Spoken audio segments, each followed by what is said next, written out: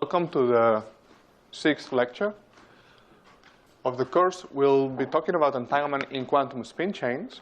What we do this morning will go together with the tutorial in the afternoon, as we did last week.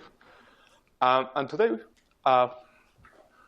we want to do two things. One is to actually start studying entanglement in not just a bipartite system, as we saw yesterday, but instead in a system made of many, many parts. That's one thing we want to do. And the other one is to get ground states of spin chains for a number of spins which will be significantly larger than last week. Roughly speaking, twice as large. Okay, so what do we want to do? We want to study entanglement of a state. The state is not state of two parts A and B, but state of, say, n spins. So the state of n spins, spin 1/2 degrees of freedom, can be expanded in a local basis, right? Each I here runs from 1 to 2, or up, down, or 0, 1, whatever your favorite way of denoting a basis of two states is. And what we want to study then is some properties of the entanglement of this state, but we will use actually only bipartite entanglement applied to partitions of these n spins. So what I mean by this is that if we have the n spins in here, in a one-dimensional arrangement, we could ask what's the entanglement between this part and this part. Okay?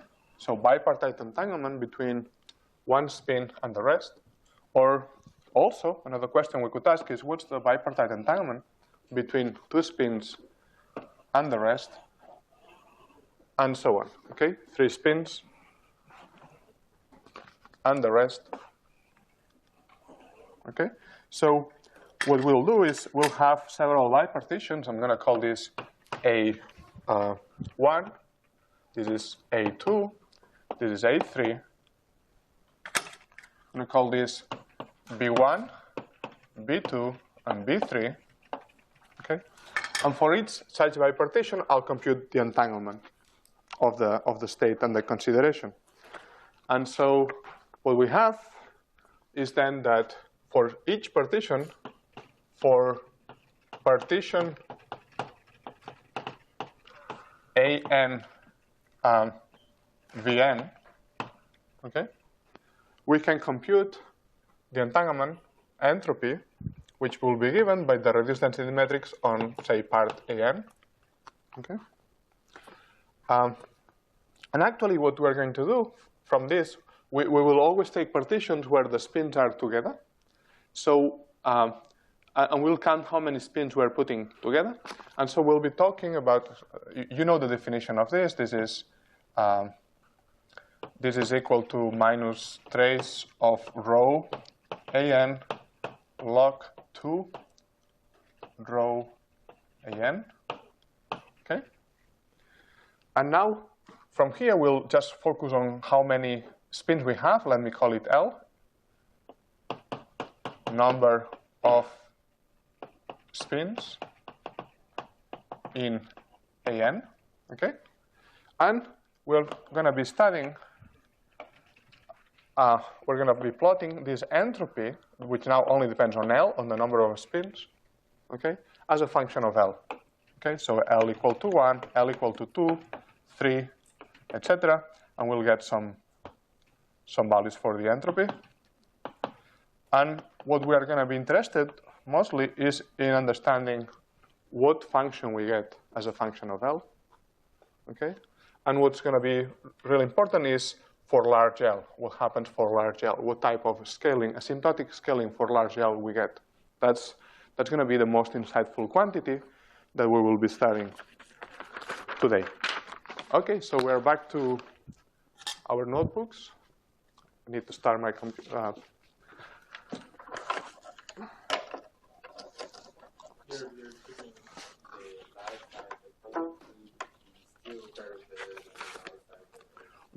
Ideally, we would like to study a case where the total size, the size of the lattice is infinite.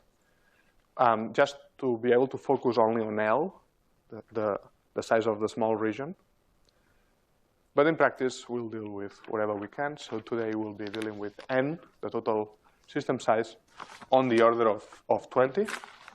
And part A will have 1, 2, 3 spins in it. Can I have the projector on, please?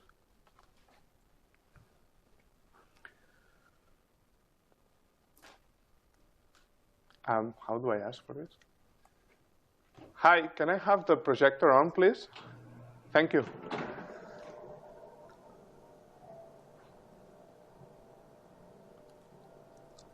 OK, so please open your notebook. It's called iJulia 5, meaning it's the 5th of those.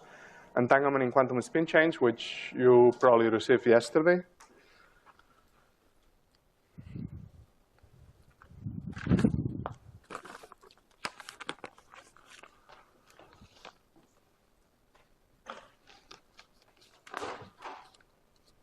And the first cell contains this using pipeplot, using JLD, and using linear maps, which hopefully works for you.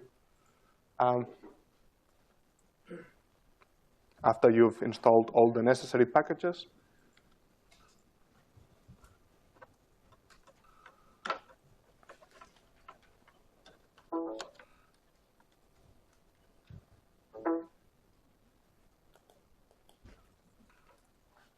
OK, and this.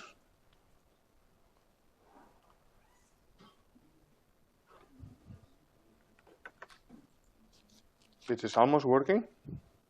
All right, there we are. OK, so yeah, I'm going to shift enter this cell. And hopefully nothing happens. It's just taking a couple of seconds. And what we're going to do first is we're going to generate a random state of n qubits for n equal to 20. And we'll use this way. So we need to generate 2 to the n complex coefficients. Then we'll normalize the state. That's this. We divide psi by its norm. And then we reshape it into matrix A, okay, which will be in this case for we're going to make a partition where the first part is 3 spins and the second, or 3 qubits, and the second part is 17 qubits. And so if you remember from yesterday, then the reduced density matrix is just A times A prime. Okay?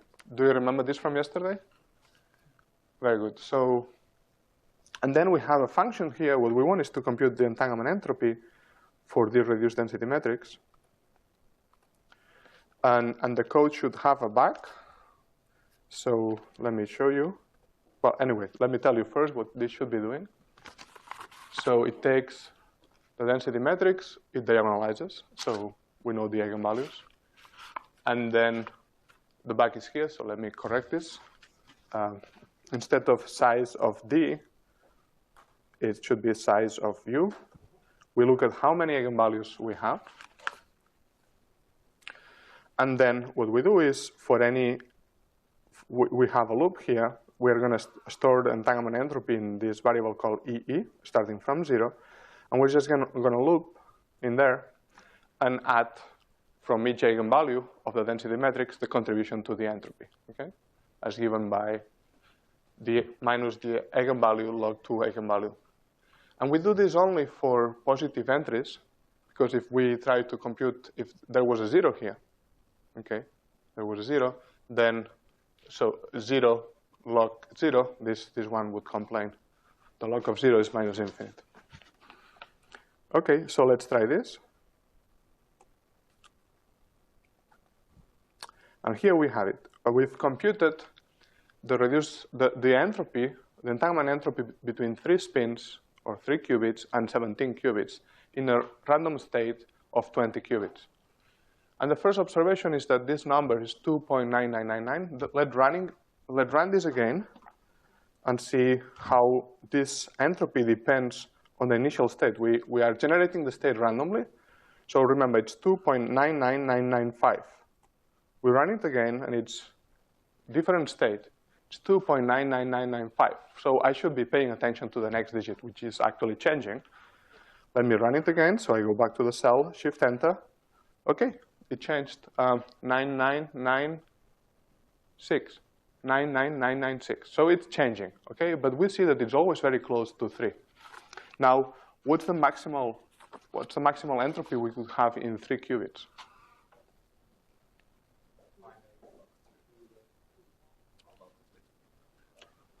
Three qubits. So let's do this.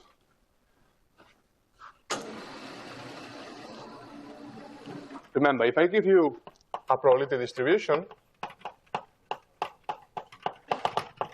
with chi different values, okay, the entropy of this distribution is at most, you can prove that as an exercise, is at most the entropy of the distribution where each of the entries is the same. Okay? But how much is this one? Well, this one is minus 1 over chi log 2 of 1 over chi. And we have this chi times, right? So chi goes away, and this is log 2 of chi. Okay? Now, how much is chi? Chi is the number of the size of the vector, probability. And in 3 qubits, so n equal to 3 qubits, right? We have a density matrix of dimension 2 to the n equal to 8, right? So in let's say, yeah. So let's call it L, since we're going to be talking about the size of the region. And so more generally, this is chi, right? Chi is going to be 2 to the L. So what's the entropy of the entropy as a function of L is going to be upper bounded by the entropy of 1 over 2 to the L, 1 over 2 to the L, 1 over 2 to the L, right? And this is nothing but log 2 of 2 to the L, which is equal to L. Okay? So the entropy of L qubits is at most L. Okay? That's actually why we use log 2 in our definition of the entropy. Okay? So what we're getting here is L is equal to 3, and we're getting an entropy which is very, very close to 3. And we've tried this a few times. You can try it as many times as you want. Any random state that you generate will typically have an entropy which is very close to 3. Okay? Very good. So we'll continue thinking about that later. Now what I want also us to think is, one more thing before we continue. So let me go to the next cell. Now we've generated the entropy. We've computed the entropy of a single interval of size 3. Now we could write some slightly more complicated function that will, given psi, will compute the entropies for all the intervals. Okay. And for computational reasons, I'm going to stop after we get to half of the chain. So I'm not going to compute the entropy of more than half of the qubits, because it would take too long. We would have to build a reduced density matrix which is too large, right? So in here, in this sequence, if A4 will take 4 qubits, A6 would take 6 qubits. But actually, if I really wanted this entropy, I could compute the entropy of B, which would be smaller, right? So it would be a smaller matrix. So if we stop at half of the chain, this function will already do everything we need. Okay, so this function is very simple. Given psi, which is a vector of 2 to the n components, it will look at how many bit qubits this is, n, and then it will take p, which will be n half or n minus 1 half, depending on whether n is odd or even. And so p will be the largest size L that we want to consider. Okay? And then we have a loop from 1 to P, right? It's a loop over the size of part A, 1 to all the way to P, which is either n half or n minus 1 half. And then for each value of P, we can compute the entropy. And that's happening somewhere here. And at the same time, since we are diagonalizing the reduced density metrics for 1 spin, 2 spins, 3 spins, etc., we can just keep the eigenvalues, which are what we call the entanglement spectrum, okay, or the Schmidt coefficients. So this function returns both what we can call entanglement spectrum or Schmidt coefficients and the entanglement entropy for each of these partitions that we just discussed. So why do we do this? Well, it's like scanning. So let me shift enter this. Okay, no typos here. And then let's just apply this function and plot the results. So here we again start with n spins or n qubits. We start with a random state, and then we normalize it. We compute this entanglement spectra and entanglement entropy, and then we plot them. Okay. Okay. So the result is here when it comes. All right. So let's have a look. Let's start with this one. So this one here we have L. This is a plot of the form I was telling you. We are plotting the entropy of a group of L qubits as a function of L. Okay? And what we see is that in the random state there is almost a straight line going up. And if you check, actually, for 1 you get entropy 1, for 2 you get entropy 2, for 3 you get entropy 3. So we are saturating this bound most of the time, all the way. And up here you see that actually it's going down a little bit with respect to a straight line. But essentially, if you take a random state, what you realize is that the amount of entropy in a subset of n qubits is, or L qubits is L. Okay? It's proportional to L with the maximum possible proportionality constant, which is 1 in this case. Okay, so that's what we have here. Okay, the entropy, think of this really as a scan of the state as far as entanglement is concerned. We look at the entanglement between all possible bipartitions. And here what you have is the entanglement spectrum, or the eigenvalues and Schmidt coefficients of this partition. And what you see here, for instance, is that for the first partition, you have some number of eigenvalues, which are very similar. Here, these are 2 qubits, so here we've plotted 4 eigenvalues, okay, of the reduced density metrics. But you only see one plot because they are essentially identical. And here there should be 8, 16, 32.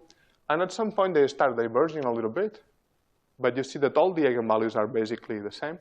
That's consistent with the picture we had, that if we wanted to saturate the entropy, all the eigenvalues had to be the same. Okay? Very good. All right, so we've been discussing properties of n spins and qubits for n equal to 20. And the question is, why didn't we manage to diagonalize the Hamiltonian of the spin chain for n equal to 20? Why did we have to stop at n equal to 10 if it turns out that we have no difficulty in manipulating wave functions of 20 spins? Okay, so we've been right now been studying 20 spins, the wave function on 20 spins. Why can't we diagonalize the Hamiltonian, find the ground state for a Hamiltonian of 20 spins? And so let's see why. Let's review what it takes.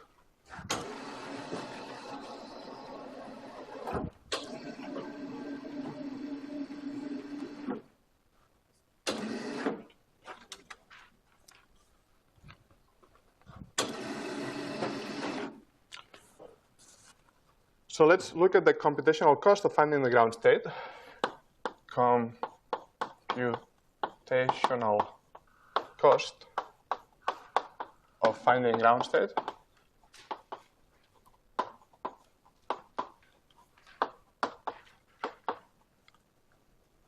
of n spins.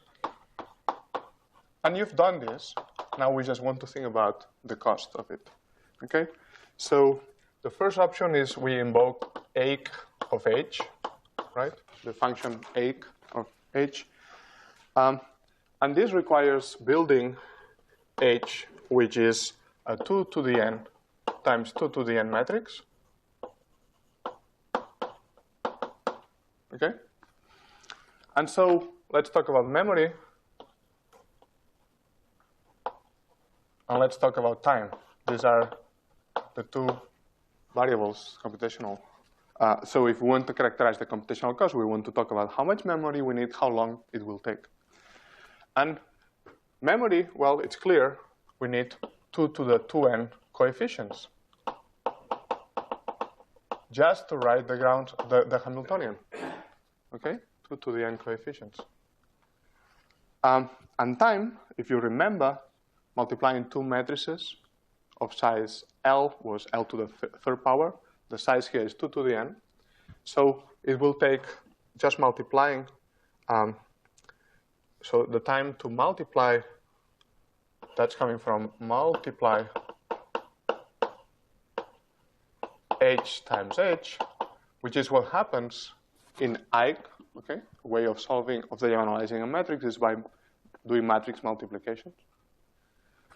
And so this is going to be order 2 to the 3n. Okay?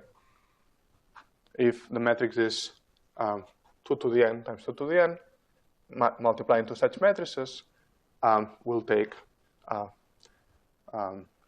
to the 3n. Is that clear? If it's not clear, tell me, because we're here to learn. Yeah? Okay, so this cost with your computer allows you to consider n equal to 10 to work comfortably, to get results within a few seconds. You could push it a little bit. Very good.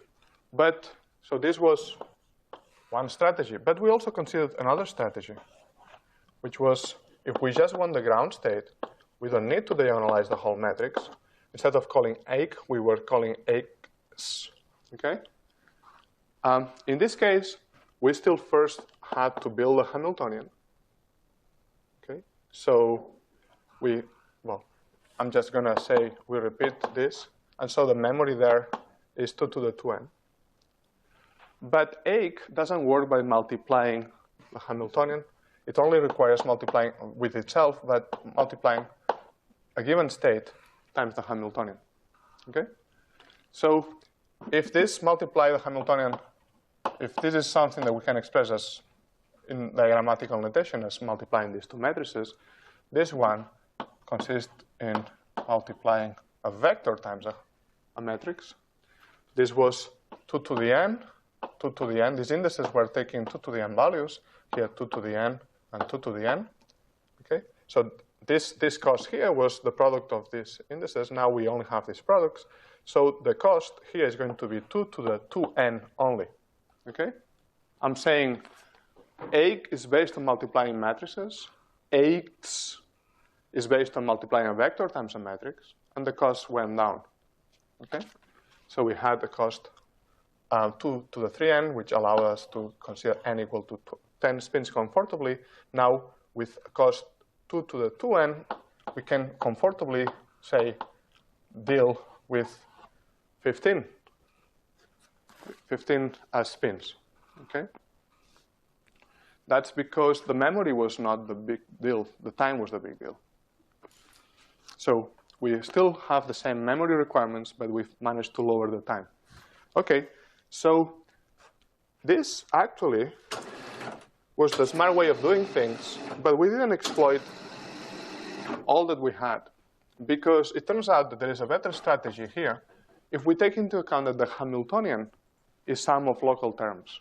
Okay, so we may not need to build a whole Hamiltonian if all that we need is to multiply a vector times the Hamiltonian. So Ikes, today we'll use Ikes, but in a way where H will not be built explicitly without. So X without building without building this 2 to the n times 2 to the n matrix explicitly. Okay? All that X wants is to know how to multiply a vector times H. We don't need to build the huge matrix in order to get that done. So we're going to exploit that the Hamiltonian is just a sum of local terms, nearest neighbor terms. Okay? And we will try to understand how to multiply the Hamiltonian, a vector times the Hamiltonian, without ever building this big matrix. And so how does this work? I'll specify it in more detail in a second. But if this is psi, psi has a number of legs, meaning we are using this notation where a tensor, see on the very top, we have psi and a tensor with n legs there, psi I1, I2, In. So let me just draw this here, I1, I2, In. That's the state. And if we want to multiply this times H, a possible term here is going to look like this. This is psi, and now we take these two sides and we multiply it by H 3, 4. Okay? So that would be one term in this expansion, and we'll have to do this n times for different terms. But to multiply these two guys, I never had to build the Hamiltonian. Okay? The large matrix for the Hamiltonian. Is that clear?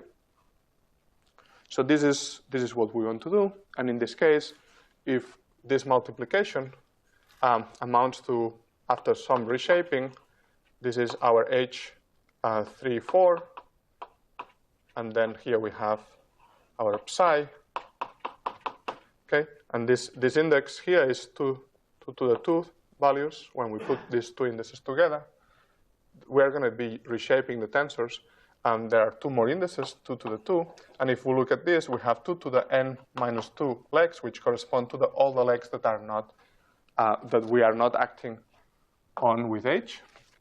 And now if we multiply this to understand how costly it is to, so if we want to understand the cost of multiplying this matrix times this matrix, we just need to multiply these indices. And so the cost here, and this is becoming messy, the cost here, this time is 2 to the n plus 2. Okay, I just multiplied these three together. So we went from 2 to the 3n to 2 to the 2n, and now to 2 to the n. Okay? And then we'll have to do this n times, because we'll have to do that for each Hamiltonian term, so there will be an n here. All right, so let me highlight this then. With exact diagonalization, by building the Hamiltonian, we had this cost. If we just want to multiply the Hamiltonian times a vector, we had this reduced cost. And now we just, if we don't even build the Hamiltonian because we exploited the sum of local terms, we have this smaller cost. And that's how we're going to get to n on the order of 20 comfortably. Okay? Very good. So let me review this algorithm a bit more in detail.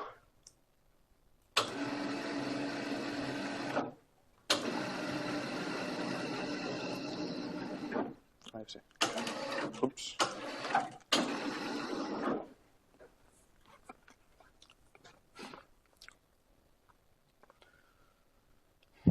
So what we have to do is we have to consider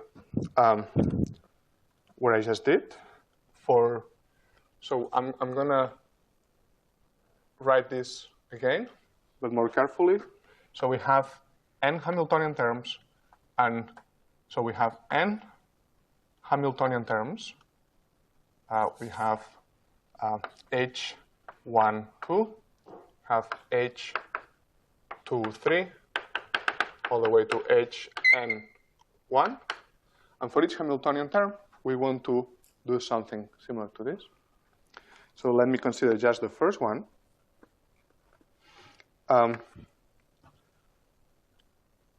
Okay, so what we say is we want to compute h times psi, which is equal to the sum over I, I plus 1 for psi. Okay? And what we are arguing is that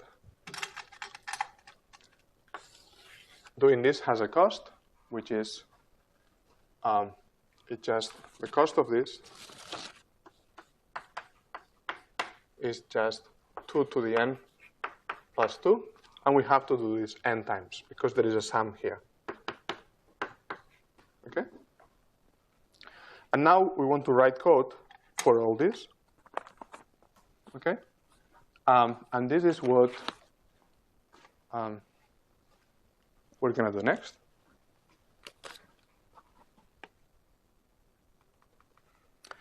So there are two methods that we will consider. One is called power method, and the other is called Langsos. And both of them are based on multiplying our state by the Hamiltonian. So we will be using only two-side Hamiltonian, right? The Hamiltonian, so the two-side Hamiltonian is it's all that we will need. Okay, but to diagonalize to find the ground state of a Hamiltonian on n sides. Yes. Okay. So let me see what's. Yeah. All right. So what we want to do then first is to write a function that performs this multiplication, psi times h, 2, or two-body term.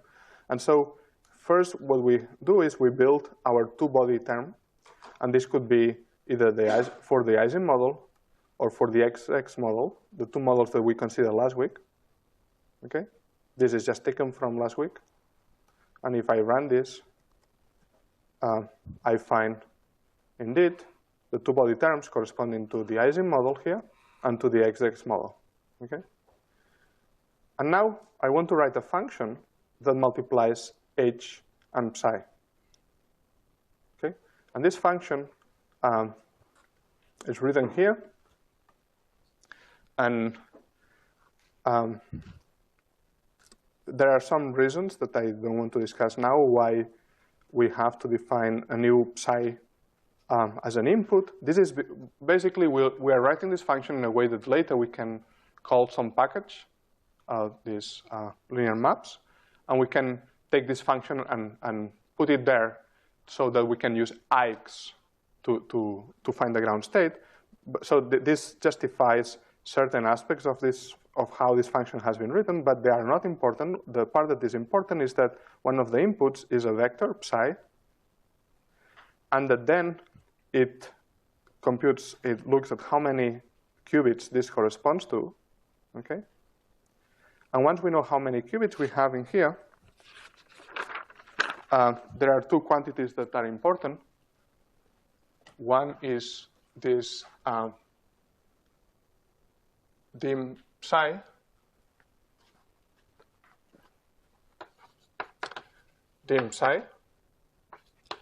This dim psi is just a tuple of, so that's n different 2's together. That's because we will want to take this 2 to the n vector and reshape it. Okay, we're going to use this for reshape.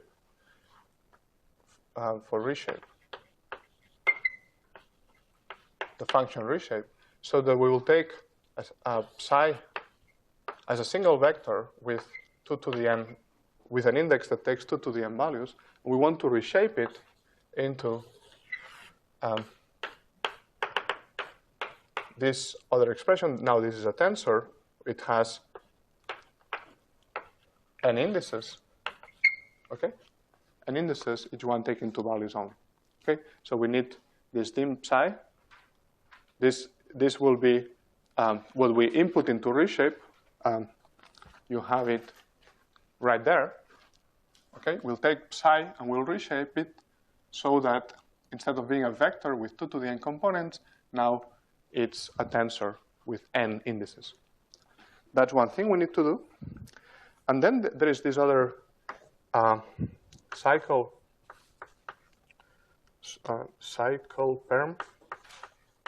permutation, which actually is another tuple with 2, 3, n, and 1 in there. Right? There are n entries again. And this one, we'll use it to perform a permutation. So we'll use it for, so this is, let me find it for you. We'll use it in permute dimensions. There is a function called permute dimensions that is going to take our tensor psi with all the legs, and it's going to permute these n indices according to this permutation. So what this means is that the new first index will be what used to be the second one. Second index is going to be what used to be the third one, and so on. And then the first one is going to be the last one. Okay? So this is another building block that we'll be using. We're going to permute the indices. It's like making a translation in the spin in a ring. Okay? We're going to shift by one all the indices.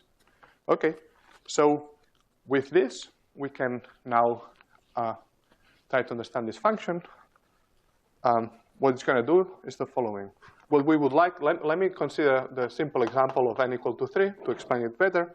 So actually, what we're after is we want to take psi and put the Hamiltonian here.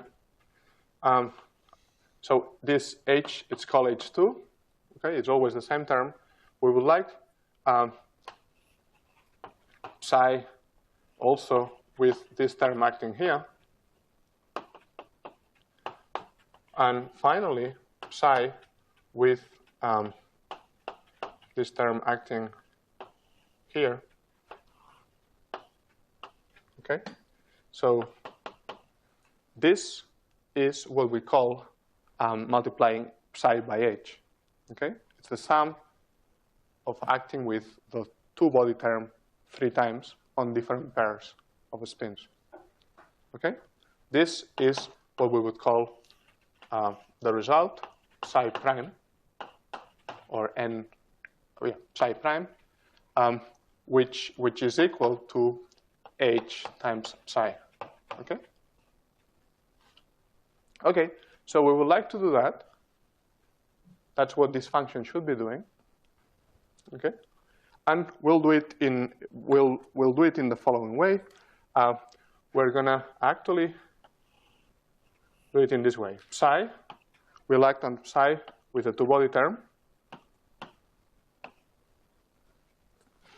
And you can imagine that you have another copy of psi, and at this point you don't do anything. Okay? And you have another copy of psi, and again, you don't do anything. Now I'm going to do something else, which is I'm going to permute. I'm going to take the first index to the last one, and I'm going to do the same here.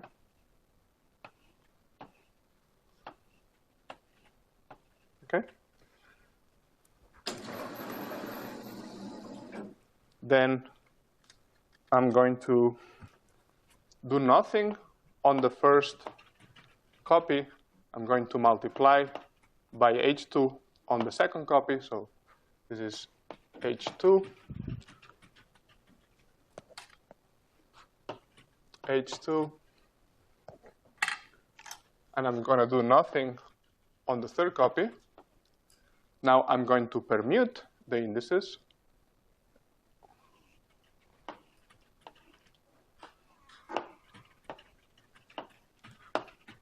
And finally,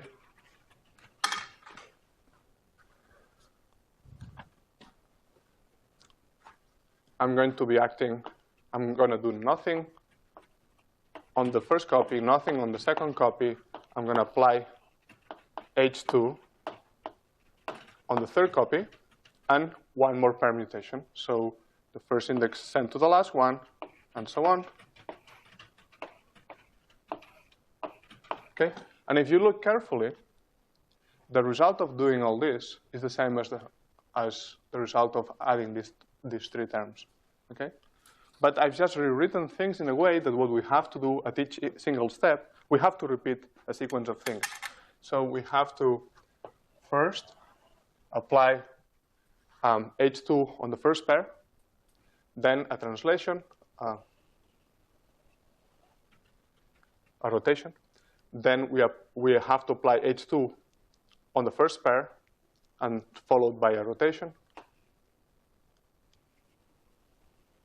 Okay? And it's always the same. I'm always applying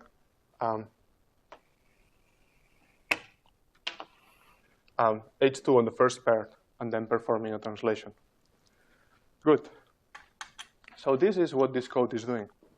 And with this explanation, if you now look a little bit carefully to the code, you'll see that. So what we have is, initially we have psi, which we know what it is, okay? And we have n psi, which is the new psi, or psi prime. And what we do is we take psi, we reshape it as a matrix. This is the trick we discussed before. We want to multiply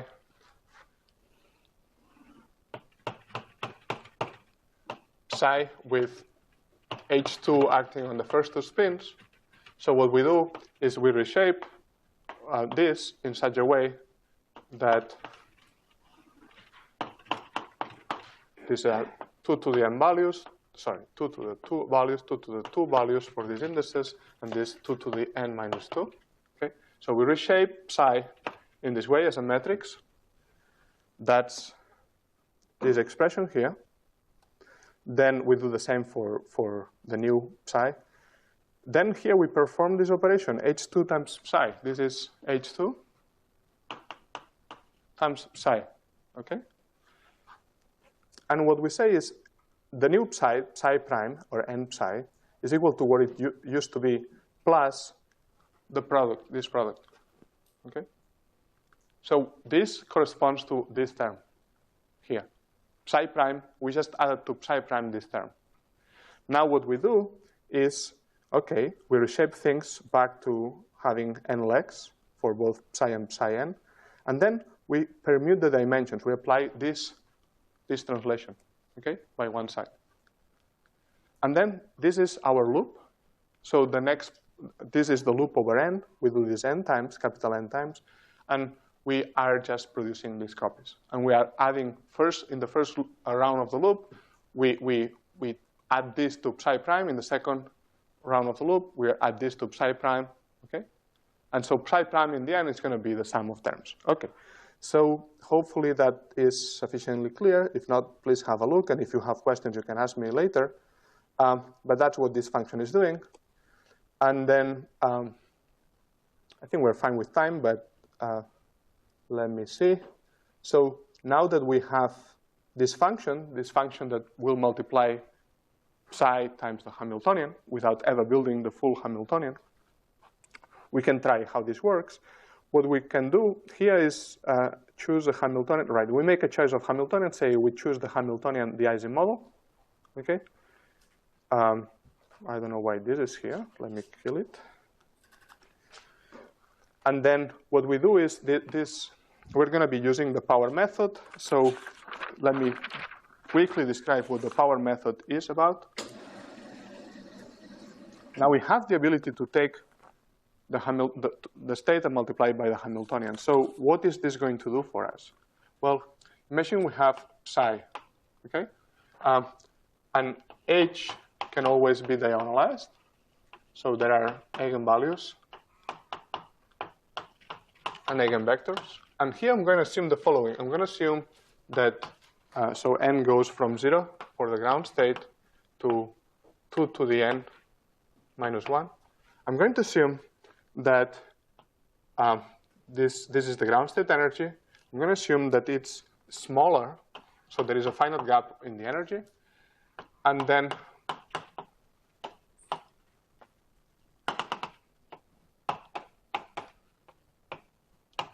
okay, these are the energies. I'm going to assume also that it's the largest one in absolute value.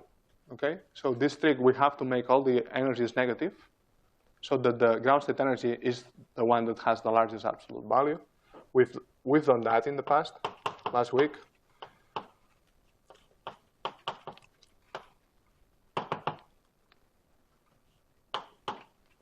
Okay. So we can accomplish this by just shifting the Hamiltonian, okay, by some finite amount. Good. So if we have that, then let's think about psi. We can always expand it in this basis, psi n.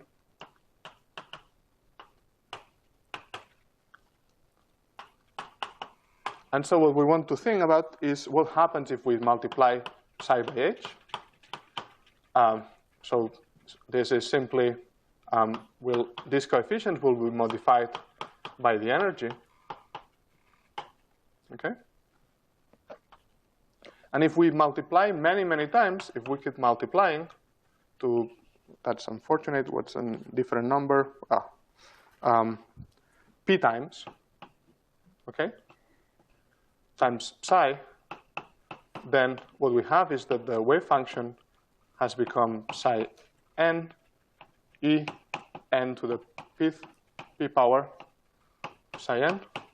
And now I want to argue that this is basically, for large p, this is going to be basically the ground state. So how do we see this? Well, we can expand this as psi 0 e0 to the nth power.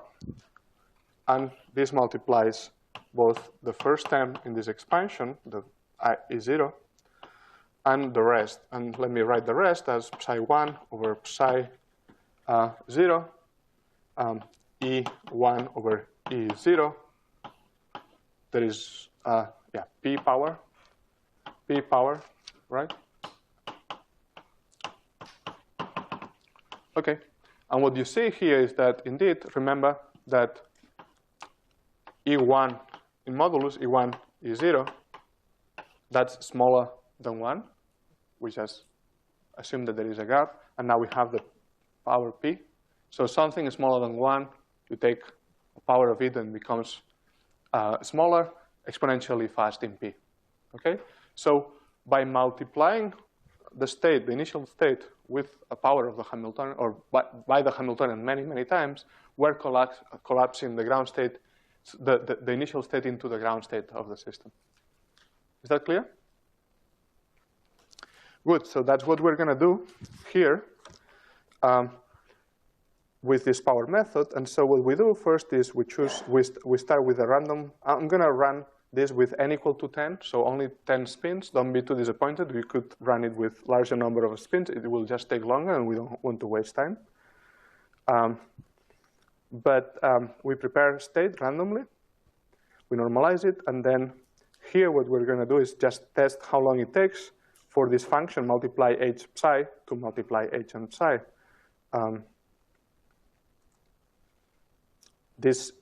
To know how long it takes, we just introduce this at time in front of the expression that we would like to measure how long it takes.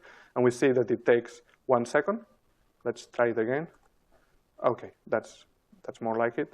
So it doesn't take much, OK? Let me try it again. Yeah, it takes less than, or a couple of milliseconds.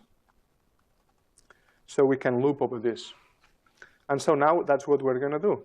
We have a loop here, and it's going to take psi as an input, and it will multiply by h.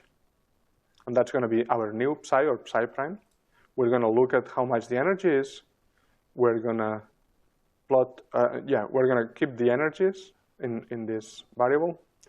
And then we'll say, OK, now psi is the new psi prime, and we'll compute again the product of h times psi, right? So this loop is just computing this application of h on psi a number of times. And then we can arrange it, so we can plot the results. And let me just run it and tell you what these plots are about. So here you get the result. You see two identical plots, or almost identical. Yeah, identical plots at this point. This is for all the iterations, and this is for only the most recent iterations. This is because we can actually run the cell again, and this will change. Anyway, let me explain it here. So what I've done is I've plotted the energy of the state as a function of how many times you've applied h to it. Okay, so this is the original energy after applying h to psi once, h squared to psi, h3 third power to psi, and so on. Okay, and what you see is that the state that we get has lower and lower energy. Okay, and it's going down, and now it seems to be converging. And on this side, what you have is the most recent iterations. Every time you run the cell, it doesn't start from scratch. It keeps the final psi of the last run as the starting point. And so here we just plot the last 10, so from 11 to 20, right? This is h to the 20th power applied to psi. It gives you a state with this energy. And we can keep iterating this. And so, for instance, if I come here and I say, instead of 10 steps, apply 1,000 steps. Okay, so something ugly happens. This is just to see, yeah. And this is the final result. So after 1,020 steps or something, we have this ground state energy, which is pretty stable. And this is just the last 1,000 steps. And so what we see is that we've been able to manipulate this wave function and bring it down to the ground state without ever building the whole Hamiltonian. Okay? So that's the conclusion here. This is, I ran it for 10 more steps just to show you that in the last 10 steps, the result was some number, okay, up to corrections in the 7th digit. This refers to the 7th digit. Only the 7th digit is changing, so we have essentially converged to the ground state. And you can keep running this forever, or, well, until instead of 7 digits, you get the numerical precision, and then you stop. Okay, so this was a demonstration that this is possible, that you can build a wave function for the ground state without ever constructing the whole 2 to the n times 2 to the n matrix for the Hamiltonian. This is a demonstration. Now, once you can do that, once you know how to multiply h times psi, there are, when we have the ability to multiply h times psi, there are smarter ways of using this ability to converge faster to the ground state. And Langsos is the name of a method that is smarter. So basically, Langsos, which we will not discuss in detail, okay, Langsos is just taking psi, which we started from, h times psi, which we computed, h squared times psi, and so on. And this, it takes this after p steps, we have hp psi, so we have p plus 1 states, and this defines some subspace. And what Langsos does is looking at this subspace, and it projects the Hamiltonian on this subspace. Okay, the Hamiltonian lives in this huge space, but you can project it down to a p plus 1 dimensional subspace and diagonalize it there. Okay, so after 20 steps, you have 21 times 21 matrix, which you can diagonalize, and it turns out that that's a much better way of finding the ground state. Okay, so that's all you need to know, that there are better ways of finding the ground state. Once we have the ability to multiply h times psi, and here we're just going to use a package called linear maps that only requires, so actually Langsos is what X is going to implement for us. Okay, we don't need to know how to use this ability anymore. We just need to tell X that we know how to multiply psi times h by this command. H is linear map, okay? And then here we just input our function, the function that actually multiplies psi times h. And this linear map then explains to X how to do this, okay? So if you have a different Hamiltonian, you can change h2, and then just with this command, h equal to linear map of multiply this function and some other information, then you can just call x to find the ground state of the Hamiltonian. Very good. And if we run this for 14 spins, it's going to take a few seconds.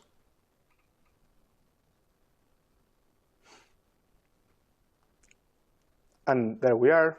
At time is measuring how long this took. And we see that it took 10 seconds. Let me try once more.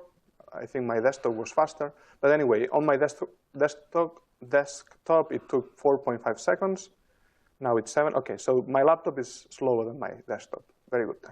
But you could actually go higher and higher. N equal to 16, n equal to 18. You could do n equal to 20. Don't do it during the class, because it will take several minutes, maybe more than that. But in principle, you can achieve that. Very good. And the last two things that we need to know for this afternoon are the following. We don't want to diagonalize 20 spins, take, say, half an hour, and then lose the final wave function. Okay, we want to store the final wave function so we don't have to run that diagonalization algorithm for half an hour every time we want to play with this wave function. So here's something very simple you can do. You can store or save your wave function. So at the end of here, we've called the wave function psi and the energy E. So we're going to store in my file Julia data, or JLD.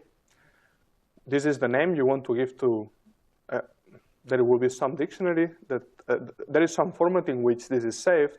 What's important is that psi here is what you want to store, okay, and E also.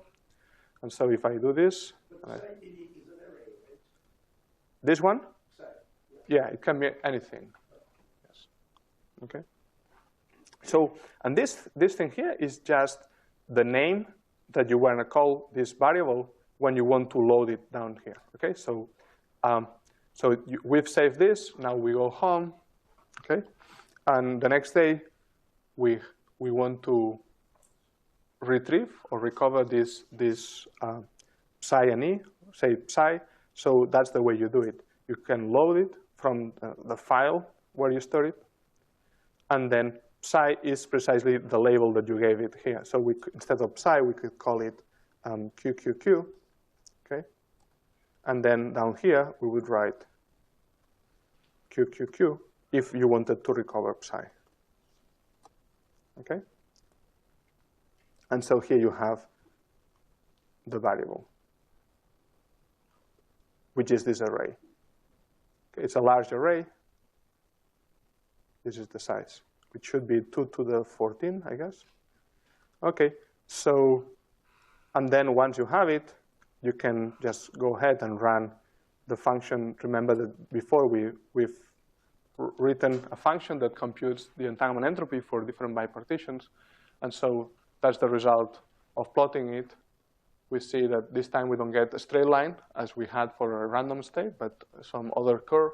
And this afternoon, we'll start playing and try to understand what this curve is trying to tell us. Very good. And for this afternoon, you'll probably, in the tutorial, I've sent you two files, data files, one called Ising and one XX. Okay? And so for the tutorial, instead of spending time, these are for 18 spins. It took like 3 minutes to run, but still, I want to save you 3 minutes every time. And so when you want to analyze these wave functions, you just load them. Okay? Very good. I finished on time. Are there questions? The Lambda approach, you use the linear map package. Where does it specify what P is? P. Yeah, you don't need to know. That's something. Does it decide by itself? Yeah, so it wants to give you something that has converged, right? So imagine that here you try with P equal to 5, you get some energy. You try with P equal to 6, you get a lower energy. And the difference between the two energies is larger than some accuracy that you want. Then it will keep increasing P. So So the result is guaranteed to have some accuracy, and it took the P as large as needed. So this doesn't need an input state either. It decides on a random. It does. I think it's true. It starts. Yeah, it decides on the random initial state. You can probably decide what the initial state should be, but that's, yeah. We take it at the simplest possible level here, where the decision will be made randomly or something. More questions? Okay, so see you this afternoon.